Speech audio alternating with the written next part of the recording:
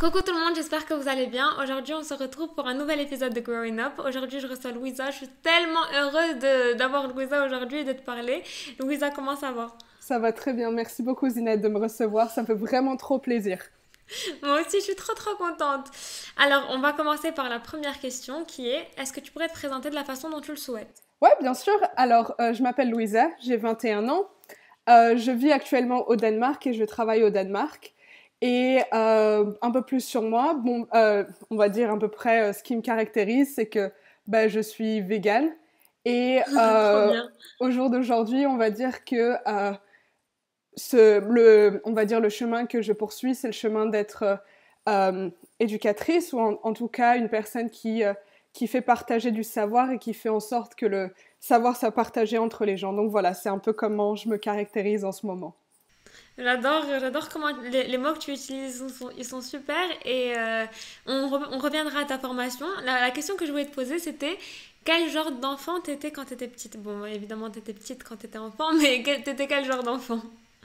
Euh, bonne question. Je pense que je me suis toujours rappelé de mon enfance comme étant une enfance assez, on va dire, ouais, normale, mais en même temps en étant très cadrée par mes parents, ce qui veut dire que dès très petite, j'ai toujours ressenti comme quoi il y avait une très grande importance de suivre et d'être, on va dire, assez studieuse à l'école. Et je me rappelle avoir ressenti vraiment très tôt au CP comme quoi l'école c'était tellement important. Et je pense que c'est aussi quelque chose que j'ai vraiment reçu de mes parents, d'être toujours très studieuse à l'école parce que c'est vraiment le savoir, on va dire, le savoir est important. Et je pense que j'ai grandi avec ça. Et ouais, on va dire que c'était une enfance assez calme. Et, mais en même temps, je me rends compte que j'ai dû avoir une enfance assez spéciale pour avoir aujourd'hui cette envie de voyager beaucoup, cette envie d'être vraiment d'aller à la rencontre de l'autre. J'ai toujours pas, on va dire, reflété assez sur quand a été le moment où je me suis rendu compte que j'ai envie de m'ouvrir plus au monde, etc. Mais c'est quelque chose pour sûr qui a été ancré dans mon enfance. Et voilà, ouais. Si, j'espère que ma réponse est assez claire. J'adore. Non, c'est super. Est-ce que tu pourrais nous parler, en fait, je bombarde les questions comme ça, les gens ils arrivent à s'identifier à ton parcours. Est-ce que tu pourrais nous parler de ton parcours au lycée? Alors, en seconde, je me suis mise dans la tête de suivre d'aller en première L. C'était complètement dans ma tête parce que d'une certaine façon, je voulais aller complètement à l'encontre on va dire, de l'idée comme quoi le bac S c'est le meilleur bac que tu peux avoir, sachant que je me voyais pas spécialement dans le milieu scientifique. Et après le milieu au niveau de la ES, c'était plutôt déjà en seconde, je commençais à me poser pas mal de questions sur le système économique, la façon dont notre dont le monde marche. Désolée, je perds mes mots parfois en français.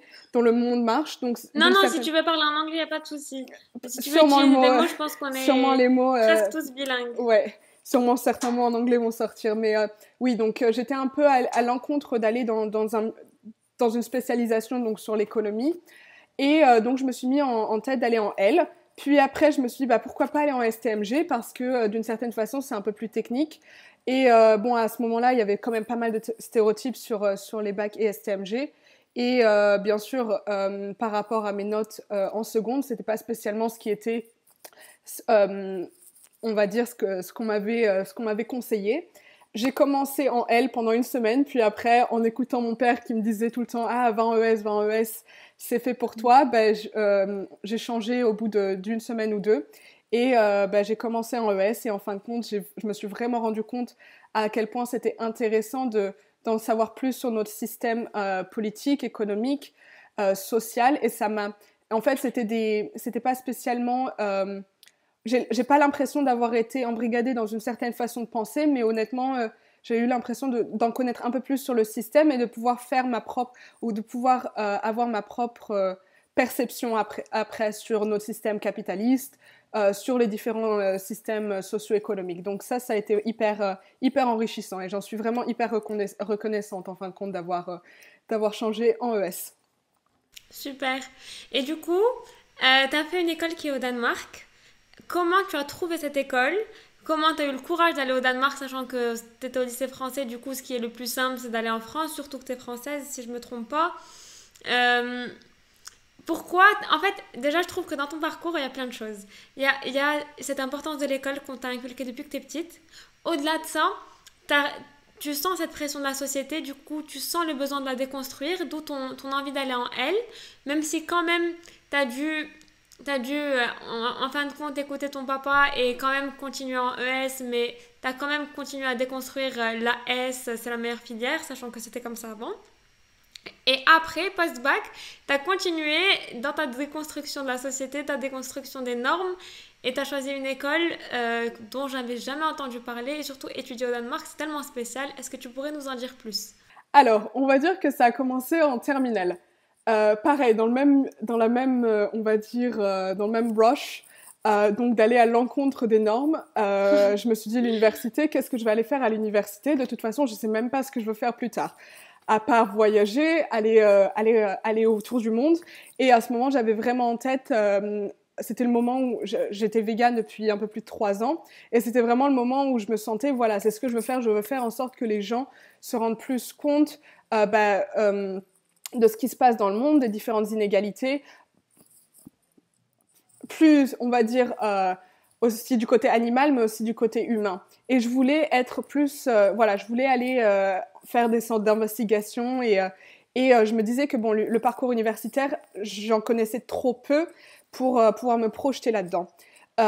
Donc, au mois de novembre 2016, il y a eu la COP22 à Marrakech et je faisais partie de ce club, je ne sais même plus comment il s'appelle, le club environnement.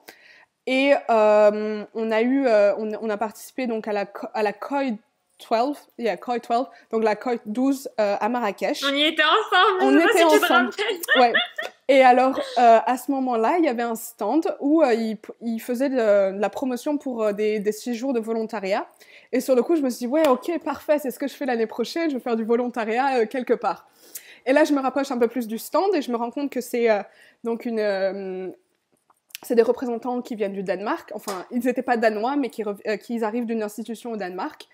Et sur le coup, je me rappelle, je poussais Wafa pour parler en anglais parce que je me sentais pas spécialement confortable en anglais et pour avoir un peu plus d'informations. Et la dame me disait voilà, on a aussi un programme universitaire au Danemark qui est très spécial, enfin qui est alternatif.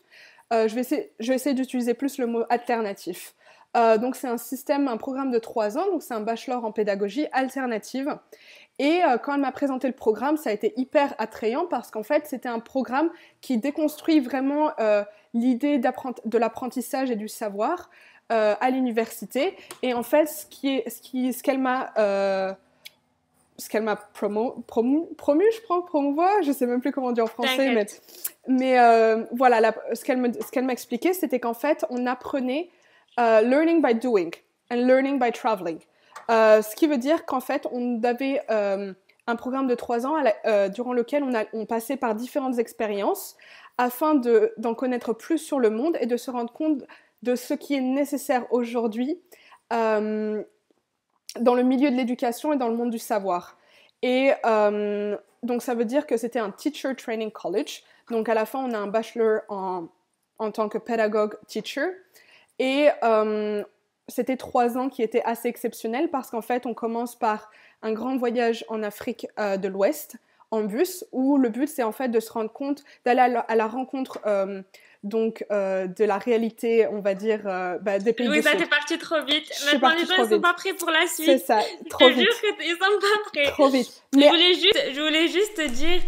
En fait, ce que je trouve incroyable, c'est que le Danemark est venu à toi depuis Marrakech, ce qui est assez fou. Et comme quoi, il y a cette part de destinée qui a repris, qui est venue et qui t'a dit, allez, le Danemark, c'est fait pour toi, let's go. Et du coup, tu as fait ton choix et t'es parti.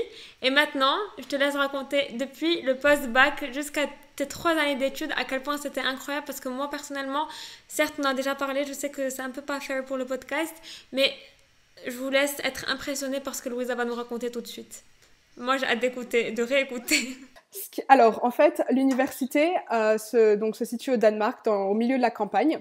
Et en fait, le but de cette université, ou au niveau de l'environnement de l'université, le but, c'est de vivre en communauté et d'apprendre en communauté. Ce qui veut dire que ce n'est pas seulement une éducation, mais c'est aussi un mode de vie que j'allais trouver d'une certaine façon. Donc j'ai commencé en septembre 2017 et c'est le moment où j'ai intégré une team de 14 personnes et c'était les 14 personnes qui venaient de 10 pays différents et on avait des âges totalement différents et c'était avec eux que j'allais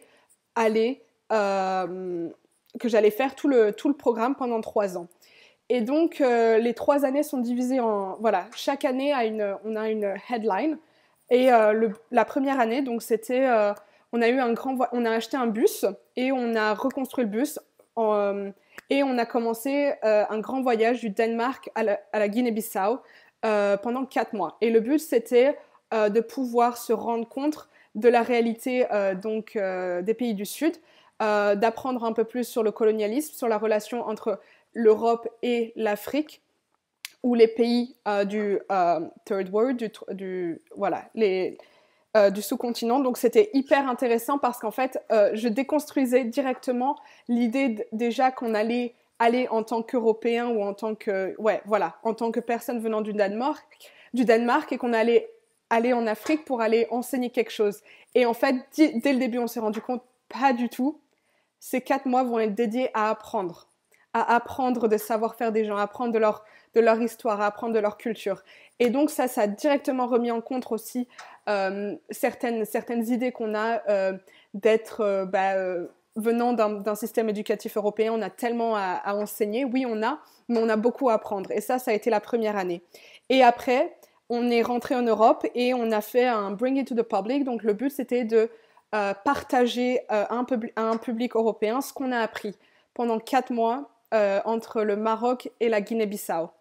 Et ça a été extrêmement enrichissant de se rendre compte à quel point tu apprends à aller à la rencontre de l'autre, à faire des investigations sur différents sujets, à vraiment expérimenter la vie et la réalité de vie de personnes qui vivent en plein milieu du désert de Mauritanie ou dans la savane de Guinée-Bissau. Donc ça, c'était vraiment hyper intéressant. Et donc tout ça a été toujours fait avec les 14 personnes avec qui j'ai commencé. Et je ne sais pas si tu as une question entre deux. Oui, oui. Est-ce que... J'entends mon écho, mais bon, c'est pas très grave. Je voulais juste te demander, est-ce que tu pourrais nous raconter une ou des histoires ou des anecdotes qui t'ont marqué pendant le voyage et quelque chose que tu n'oublieras jamais? Alors, il y a eu tellement d'anecdotes, mais je pense que la première chose qui me vient en tête, c'était quand on est arrivé au Maroc, parce que je me suis dit, bon, c'est mon pays, c'est là d'où je viens, et ça va être super, je vais pouvoir en apprendre plus, mais en même temps aussi guider un peu mes teammates. Et en fin de compte, je me suis rendu compte à quel point la façon dont on voyageait m'a fait apprendre tellement plus, parce que la première semaine, on était dans les montagnes du Rif, et le but c'était d'aller en sac à dos et d'aller essayer de trouver une famille qui vivait dans les montagnes et pouvoir passer du temps avec eux, donc pour connaître le milieu rural. Et ça a été genre impressionnant parce que j'ai vraiment eu la chance de voir une autre perspective du Maroc qui m'a vraiment, vraiment, on va dire, rendue très curieuse. Et je me suis dit, mais mon Dieu, j'ai vécu dans ce pays pendant 17 ans, mais il y a tellement de choses que je connais pas, tellement de gens, tellement de façons de faire, de savoir-faire dont je n'ai jamais entendu parler. Donc ça a été vraiment fort.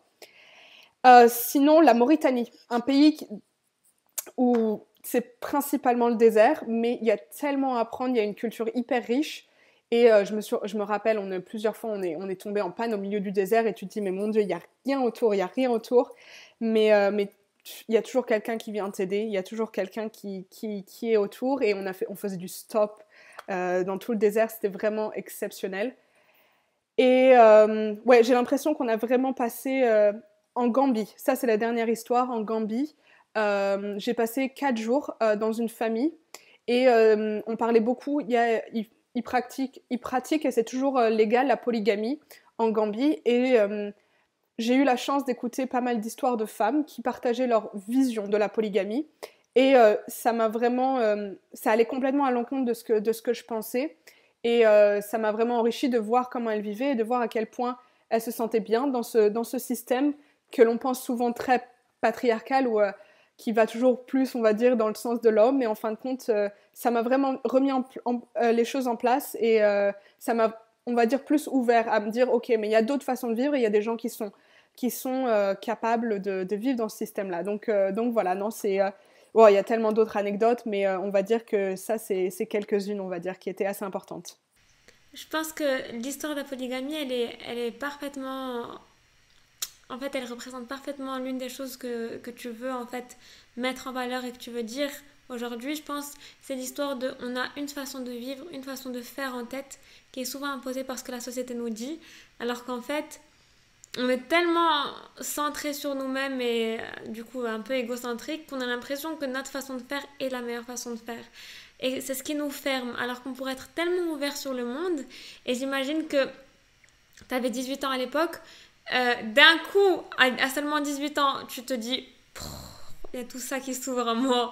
Et là, ça devait vraiment être un choc pour toi, j'imagine. Enfin, si c'est le cas. Il y a une grosse nuance là-dedans, c'est en fait le, de vraiment se rendre compte que en étant, c'était aussi dans ma perspective de devenir prof. Donc, qu'est-ce que je vais enseigner? Et ça m'a vraiment remis. On a eu de très bonnes questions, on s'est posé de très bonnes questions parce qu'on s'est dit bon bah voilà. En tant qu'enseignant, souvent t'enseignes sur les choses que tu sais, sur les choses que tu espères voir être appliquées dans la société, et tu as une certaine vision du monde que tu enseignes à tes élèves. Et donc en allant en allant un peu plus en profondeur dans cette réflexion, je me disais, c'est tellement important de connaître plus d'histoire, de savoir plus comment les gens voient, enfin, vivent dans le monde entier et pouvoir aussi on va dire, ouais, je sais même plus comment on dit en français, mais d'une certaine façon, retrouver un peu sa place d'une certaine façon en tant que personne qui transmet le savoir ou une personne qui impose le savoir et la façon de faire. Et donc, pour moi, ça a été hyper enrichissant d'aller là-bas et d'avoir aussi cette première réflexion sur le but et aussi, ouais, le but d'être d'enseigner aujourd'hui comment on peut revoir et repenser l'éducation aujourd'hui. En fait, c'est vraiment learning by doing. On le retrouve Totalement. vraiment, tu vois. Totalement. C'est incroyable. Ça, Vraiment incroyable. ça a été vraiment notre motto, headline, learning by doing, learning by traveling, traveling to learn. Ouais, on a eu pas mal de mottos and headlines, on va dire, voilà, to investigate, ouais, à rechercher. Donc voilà. C'est cool. Et du coup, la deuxième année? La deuxième année, donc c'était plus centré sur l'Europe.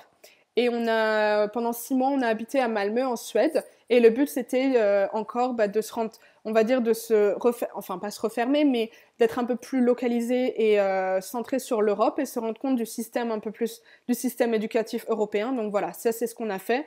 C'était un petit peu moins l'aventure, mais d'une certaine façon, c'était assez intéressant aussi d'être, on va dire, plus stable pendant 6 mois et de pouvoir se connecter à certains mouvements, certaines organisations, etc. Donc ça, c'était la deuxième année qui s'est terminée en beauté par une période qu'on appelle Do What You Find the Most Appropriate to Do. Donc c'est une période de 3 mois où en tant qu'étudiant, tu as la possibilité de faire ce que tu veux tant que c'est appropriate to you.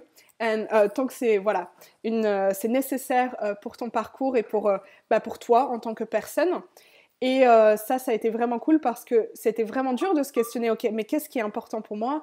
Qu'est-ce que je veux faire? J'ai 3 mois, j'ai un budget, qu'est-ce que je fais? Et toujours en allant voilà, dans mes pensées et dans mon lifestyle vegan, je voulais peut-être m'orienter plus là-dedans et être plus active dans certaines organisations véganes. Et puis, j'ai une de mes collègues, enfin une de mes teammates, qui m'a dit, moi, je vais en Palestine. Et je la regarde, je lui dis, je viens avec toi. Et quelques semaines après, on était en Palestine, à Bethléem, dans un camp de réfugiés appelé Haïda Camp, qui est à 7 kilomètres, désolée, là je me confus en anglais, qui est à 7 kilomètres de Jérusalem, mais qui est complètement entouré donc du mur entre la Palestine occupée et la Palestine. j'ai hyper les frissons depuis tout à l'heure, vraiment, mais je suis impressionnée parce que l'expérience, déjà, toute l'expérience en soi, il y a tellement de courage dans tout ce que tu dis, il y a tellement d'entrain, tu vois, genre go for it. Il n'y a pas d'endroit où tu te dis, moi, je peux pas faire ça. Il n'y a pas un seul moment où toi, tu t'es remise en question. Enfin, si, j'imagine, parce qu'il y a toujours des moments de doute, c'est normal. Mais il y a toujours de l'action, de l'action, de l'action, et franchement, je suis impressionnée. Alors, c'est dur, c'était pas facile, hein, parce que d'une certaine façon, c'est beaucoup dans l'action et dans l'engagement. Il faut être engagé aux personnes avec qui j'étais, enfin, avec ma team. Fallait qu'on soit tout le temps ensemble, ensemble, ensemble, parce que d'une certaine façon, notre éducation était basée sur notre vivre ensemble et la façon dont, euh, en tant que communauté, comment on gérait notre éducation voilà, et notre vie. Et donc ça a été dur parce qu'il faut être engagé constamment, il faut tout le temps discuter ce qu'on fait, revoir nos plans. Mais d'une certaine façon, ça nous laisse une liberté de repenser notre système, repenser notre programme et d'avoir aussi ce feeling de ownership because, je vais le dire en anglais, because we own our education and we own our plans. Donc c'était vraiment hyper empowering d'avoir cette possibilité de se rendre compte qu'on a le contrôle sur notre éducation. Donc ça, c'était vraiment cool. Mais bien sûr, parfois, tu te dis, oh mon Dieu, qu'est-ce que je fais? Est-ce que je veux continuer? Est-ce que je veux continuer? Mais ouais, il faut y aller. Est-ce que tu pourrais nous raconter une ou plusieurs anecdotes sur la Palestine? Parce qu'en fait, je trouve que c'est les petites histoires qu'on garde et qui nous marquent le plus, j'imagine, dans le podcast. Du coup, quand il y a sûrement, tu vois, quand on écoute le podcast, des histoires qu'on raconte à nos amis parce qu'on l'a écouté dans un podcast. Et du coup, c'est vraiment, je trouve, le truc que des personnes, je pense, nos auditeurs et auditrices vont garder en eux. Du coup, une anecdote. Alors, il y en a tellement. Mais je pense que la première nuit, elle est à raconter, la première soirée. On arrive, donc déjà, faut savoir que pour aller en Palestine, donc West Bank, il faut passer de toute façon par l'Israël. Parce que l'Israël contrôle complètement les frontières de West Bank. Donc ce qui veut dire que j'ai atterri à Tel Aviv. Et j'ai retrouvé mon ami donc avec qui j'allais voyager donc en Palestine pendant 1 mois et demi. Et là, fallait arriver en Palestine. Et on s'était dit, mon Dieu, on est en Israël. Peut-être qu'ils vont pas nous laisser passer parce qu'ils vont se rendre compte qu'on va en Palestine, qu'on est des étudiantes, qu'on va essayer d'avoir, tu sais, faire des petites investigations, de se rendre compte beaucoup plus du système colonial voilà, qui se passe en ce moment en Palestine. Et donc, on s'est retrouvés à Jérusalem, donc dans la vieille ville de Jérusalem, qui est donc aujourd'hui a été reconnue par plusieurs pays comme étant la capitale d'Israël. Et on se retrouve là-bas et on se dit mais comment on va se retrouver? Enfin, il fallait qu'on trouve le bus pour aller à Bethléem. Et là, tu sais, on passe et on voit une femme voilée et je lui dis en arabe où est-ce que le bus est pour Bethléem? Et tu voyais les soldats israéliens à côté et j'étais en panique. Et là, dès qu'on arrive à Bethléem, on passe le mur et on sent là, ok, on est arrivé dans un endroit où on va être bien accueillis, etc. Et en fin de compte, on a été accueillis par une famille dans un camp de réfugiés qui a été créé en 1957 pendant la Nakba, donc quand les Palestiniens ont dû fuir leur village natal. Et ils se sont trouvés donc dans Haïda Camp et il y a des familles qui vivent là depuis plus de 70 ans. Et on s'est retrouvés sur leur rooftop et on pouvait voir tout Bethléem et tu te dis, mon Dieu, ok, on est là, on commence. Et ça, c'était hyper wow. Sinon, deuxième anecdote, et ça, c'était c'est une anecdote un peu plus, on va dire, ouais, heartfelt, on va dire, parce que hier, j'ai appris comme quoi la personne qui nous a accueillis, la première personne avec qui j'ai discuté en Palestine, est décédée hier. Et hier, c'était une journée assez compliquée, on va dire, ça m'a replongé dans pas mal de souvenirs, parce que c'était la personne qui nous a mis en contact avec tellement de gens de Haïda Camp. C'était une personne qui a géré une organisation culturelle pour les enfants pendant des années, et qui a fait en sorte que les enfants du camp puissent avoir, on va dire, des activités, puissent avoir un futur. Et ça s'appelle l'Aji Center, et le centre, c'est là où j'ai passé plus d'1 mois. Et le centre était, on va dire, complètement dédié aux enfants et aux jeunes du camp, ce qui veut dire qu'on pouvait faire du cinéma, on pouvait faire du théâtre, on pouvait faire de la danse, de la cuisine, etc. Et ce centre était à 100 mètres d'une base militaire israélienne, ce qui veut dire qu'il y avait une tour de contrôle. Et tous les jours, quand on allait au centre, on voyait un soldat israélien avec un pistolet, enfin voilà, un big gun sur nous, quoi. Et tu te dis, mais mon Dieu, ce monsieur, tu vois, il a créé tout ça et il a vraiment permis à plein de jeunes de garder espoir, parce que c'est vraiment ça la force des Palestiniens, c'est que chaque jour ils se lèvent, et le fait de se lever chaque jour et de faire quelque chose, c'est leur façon de résister. Parce que s'ils restaient dans leur lit, s'ils se aimaient, de toute façon on est occupé, de toute façon on peut être tué si on va dans la rue, de toute façon on n'arrivera jamais à avoir notre indépendance, c'est tout gagné. C'est tout gagné pour l'autre, pour Israël. Mais tous les jours, le fait de se lever, de faire quelque chose, d'essayer je sais pas, de planter des fleurs ou quoi que ce soit, ça montre qu'il y a beaucoup d'espoir, et c'est ça qui les fait vivre, et c'est une résistance, mais absolument magnifique à voir. Et ça a été vraiment quelque chose qui m'a vraiment, on va dire, choquée, mais positivement. Je suis vraiment touchée par ce que tu viens de dire. C'est vraiment triste. Vraiment, c'est super triste. C'est triste, Et mais en même temps, tu te dis, waouh, c'est fort de se dire comme quoi ils peuvent pas se morfondre, ils peuvent pas, voilà, se morfondre sur leur sort, mais il faut qu'ils se lèvent tous les matins. Si t'es jardinier, tu plantes des fleurs, waouh, super. Ce qui veut dire que les gens vont aller dehors, et au lieu de voir des immeubles qui ont été créés à l'arrache, ils vont voir ces fleurs, et ils vont se dire, waouh, super, magnifique. Et tu vois, il y a tellement de symboles et de sens dans leur résistance et c'est enfin dans la résistance de personnes que j'ai rencontrées, donc ça a été vraiment très cool à c'est voir. incroyable. Vraiment, c'est incroyable. Ouais. Et pareil, c'était dans le but d'apprendre, tout simplement. Le but d'aller là-bas, c'était vraiment d'apprendre de leur passion, de leur passion pour leur terre, de leur passion pour leur culture.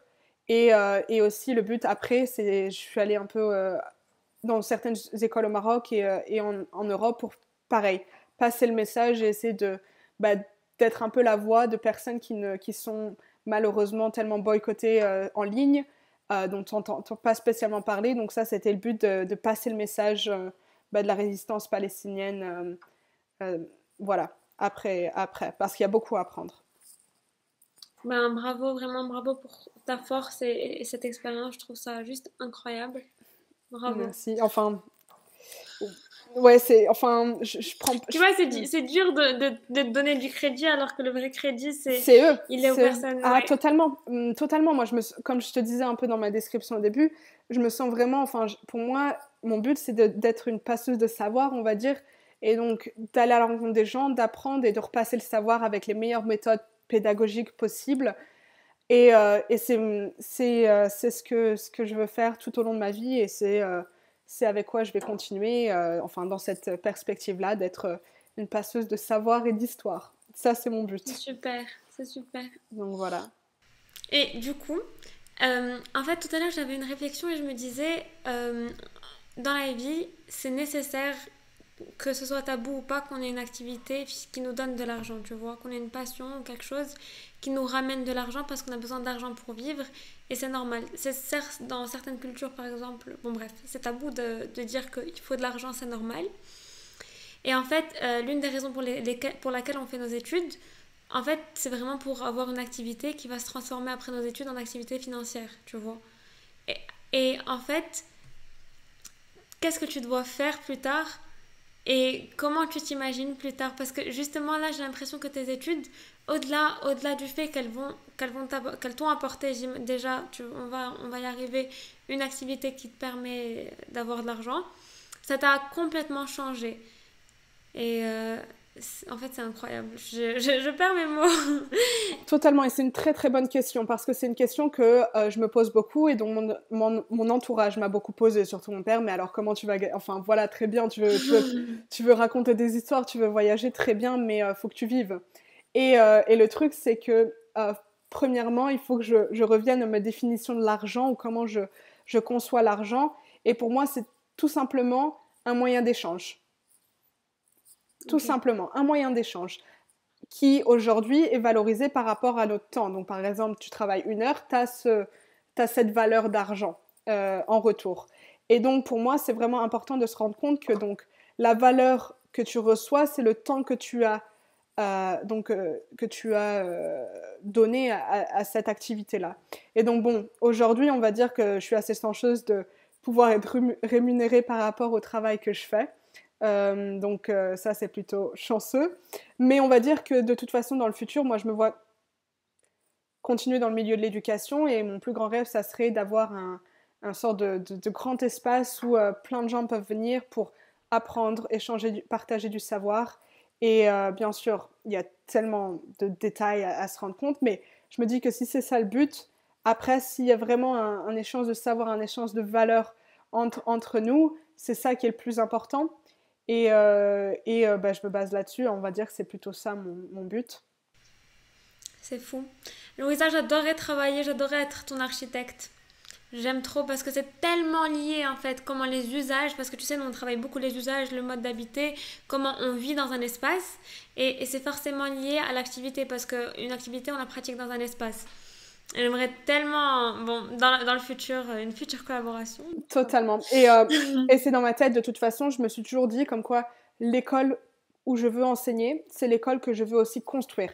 Et je veux mettre, tu sais, les mains dans la terre et la construire parce que ça donne beaucoup plus de valeur à l'endroit, à quel point tu respectes l'environnement qui t'accueille pour apprendre. Et c'est aussi un milieu où tu peux, d'une certaine façon, expérimenter. Ok, qu'est-ce que tu vas apprendre? Qu'est-ce que tu veux mettre en place dans la société? Donc, comment tu vas le faire chez toi, d'une certaine façon? Comment tu vas le faire dans ce milieu-là?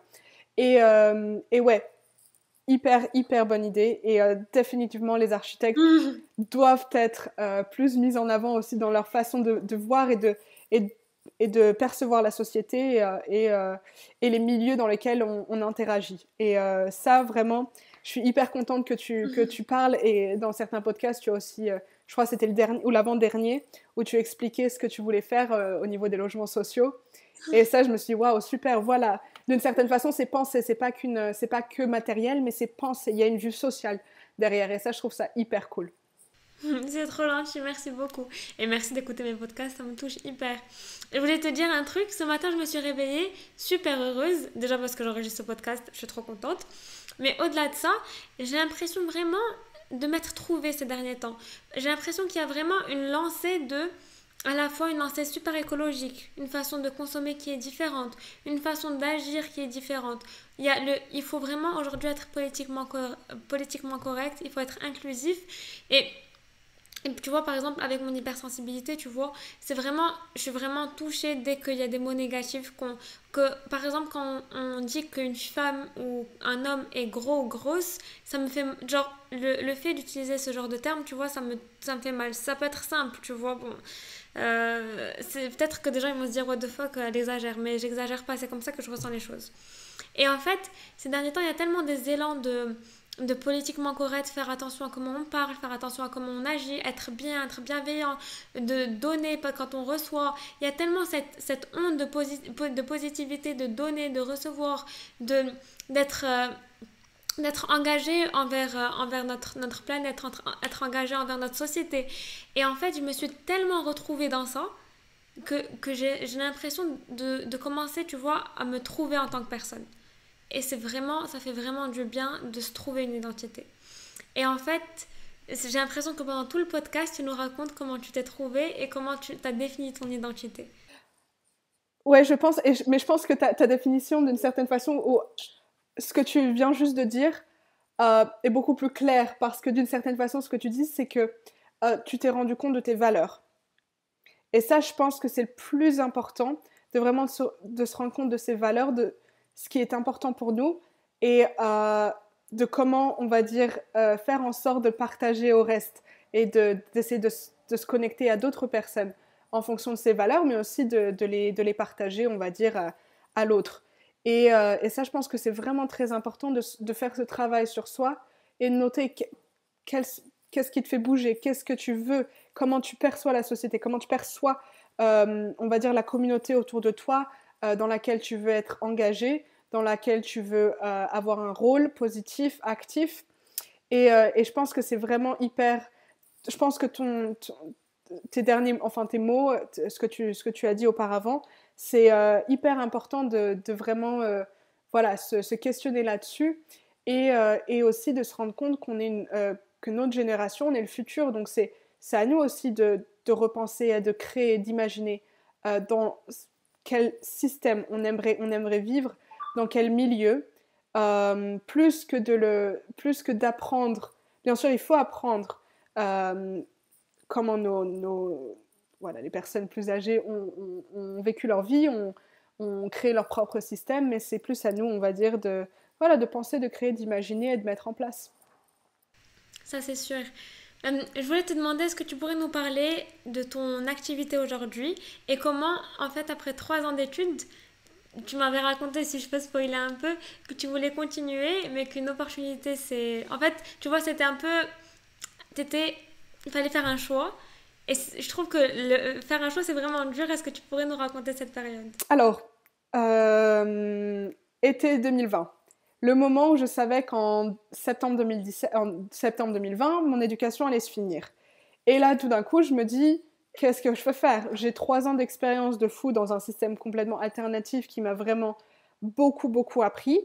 Et sur le coup, je me dis, bon, bah, là, je suis prête à aller à l'université et je suis prête à aller retourner dans un système plus normal, on va dire, parce que je me sentais assez équipée, assez forte d'avoir mon propre, mes propres pensées, mes propres valeurs, et aussi d'avoir peut-être une vue plus critique sur ce que je fais, sur ce que je pourrais apprendre. Donc je me suis dit, bon bah voilà, je suis prête à aller à l'université.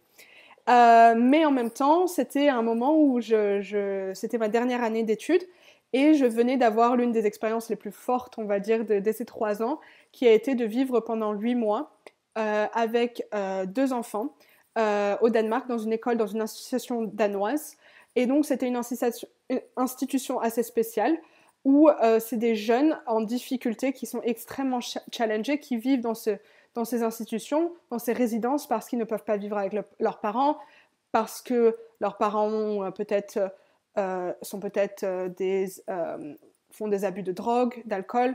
C'est des enfants qui ont peut-être eu une expérience dans la criminalité, qui ont certains traumatismes ou challenges psychologiques. Donc, ils vivent dans ces systèmes-là, parce que c'est un système qui a été mis en place par le Danemark et qui est assez important.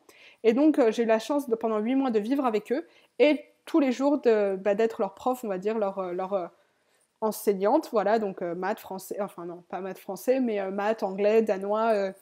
Et bien sûr, il y avait plein de sujets sur l'environnement, de sujets sur le monde.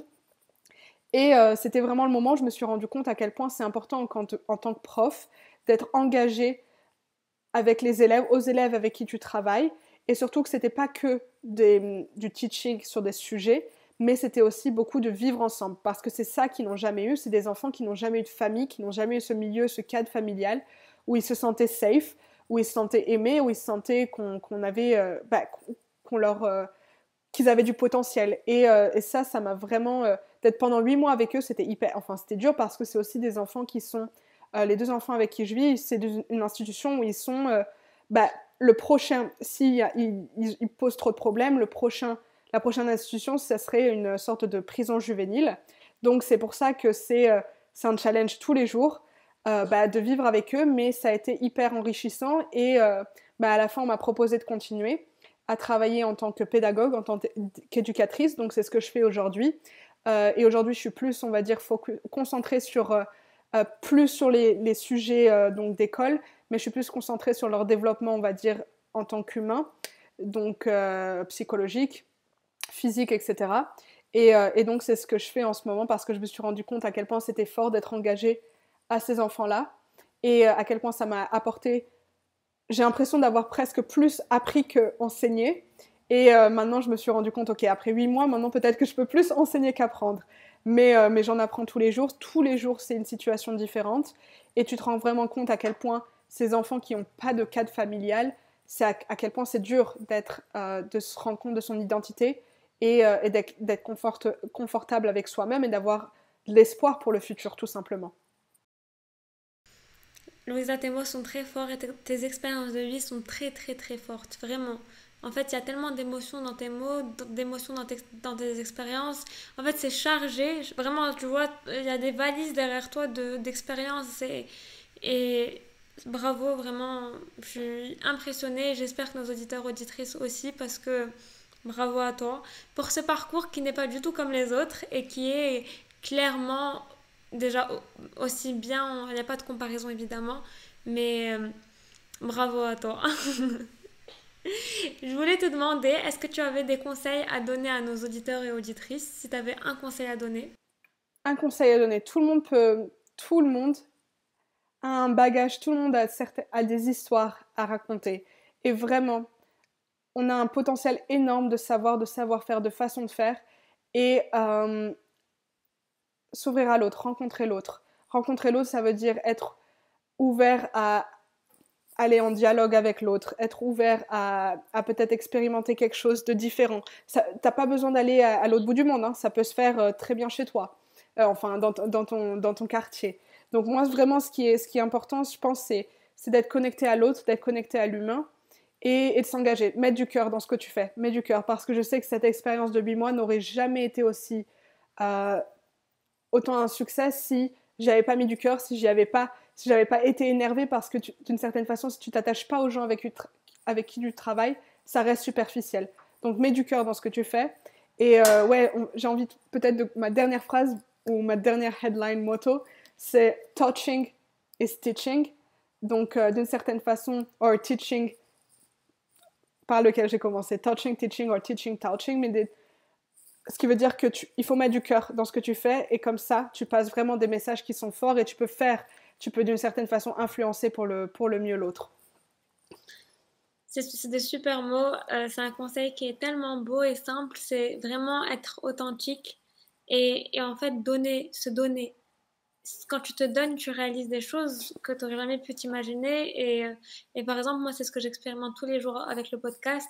Ça peut être simple, mais m'envoyer un message, ça me fait tellement plaisir. Genre, c'est incroyable. Vraiment, c'est incroyable. Je pense. J'ai une autre question. Pardon, Dis-moi, dis-moi. vas-y, Non, dis-moi. non, j'allais t'encourager là-dedans que ouais, il faut t'envoyer plein de messages d'encouragement et vraiment reconnaître ton travail, reconnaître ta passion, parce que c'est vraiment exceptionnel ce que tu fais. C'est adorable, merci beaucoup, c'est gentil. Je voulais te demander, alors, Dis-moi. des ressources, YouTube, Instagram, vidéos, livres que tu pourrais conseiller à nos auditeurs et auditrices? Alors, bah, tout simplement, bah, premièrement, si vous voulez en savoir un peu plus sur l'université, ce que j'ai fait, ça s'appelle DNS, The Necessary Teacher Training College. Et ils ont pas mal de ressources sur Internet, surtout sur Facebook au niveau de vidéos c'est pas spécialement que de la promotion, mais c'est aussi, ils font pas mal, ils envoient pas mal de petits articles sur le monde, sur le système éducatif, etc., dans le monde, etc. Ils partagent aussi pas mal de ressources au niveau de personnes à suivre si on est intéressé, et si vous êtes intéressé dans le sujet de l'éducation, mais pas que, ou dans le sujet tout simplement de la vie de communauté. Et voilà, donc je vous conseille ça. Sinon, en ce moment, je crois j'essaye de lire de plus en plus d'auteurs marocains. Et tout dernièrement, j'ai lu Chouma de Zeynep Fasseki, je crois. Ouais, je crois que c'est ça. Chouma, je le conseille vraiment. Très bon livre. Je pense que c'est un livre qui est complètement, on va dire, qui a un but. Tu le comprends direct. Qui doit lire le livre, à qui le livre est destiné. Et ça, c'est un sujet qui reste un peu tabou. C'est sur on va dire tout simplement la libération sexuelle au Maroc ou dans les pays arabes. Et voilà, ça c'est un truc que je me suis dit waouh. Donc c'est une auteure, une écrivaine marocaine qui publie un livre sur un tel sujet qui va aider tellement de personnes à peut-être juste avoir de l'information. Voilà, ça c'est vraiment, on va dire quelque chose, enfin le livre qui m'a le plus touché dernièrement. Donc voilà. Mais sinon, quoi d'autre? Moi, j'ai regardé tellement de trucs. Enfin, il y a tellement de ressources sur Internet. Je sais pas, juste checker les 100 documentaires les plus importants à voir. Regardez-les, faites-vous votre idée. Et puis voilà, enfin, il y a vraiment beaucoup de ressources sur le net. Mais après, moi, je vous encourage le plus, c'est à parler aux gens. Parler aux gens. J'adore. Vraiment, j'adore, Louisa. Tu gères. En fait, j'adore comment ton identité est tellement importante pour toi et je suis impressionnée parce que tu sais, je trouve qu'il y a une connexion vers ton identité qui revient à chaque fois dans ce que tu dis et J'adore, vraiment. C'est Je trouve ça gentil. trop important et c'est super. Et j'ai l'impression que, tu vois, quand bien même on a parlé, je pense, une quarantaine de minutes, Ouais, ce 40. n'est pas suffisant. J'ai l'impression qu'on a juste survolé pour pouvoir parler un peu de tout et pour pouvoir donner une idée et aussi une image de ton parcours et de ta personnalité à nos auditeurs et auditrices. C'est pour ça, c'est la raison pour laquelle j'aimerais te demander si tu accepterais de faire une part 2 Ça me fait du vraiment plaisir. podcast. Et je propose aussi à nos auditeurs et auditrices de participer à cette part 2 en nous écrivant leurs questions, des questions qu'ils aimeraient te poser. Absolument, ça pourrait Parce, être cool. parce que la dernière fois, quand on parlait, tu m'as dit, j'étais en train d'écouter un podcast et je voulais trop parler.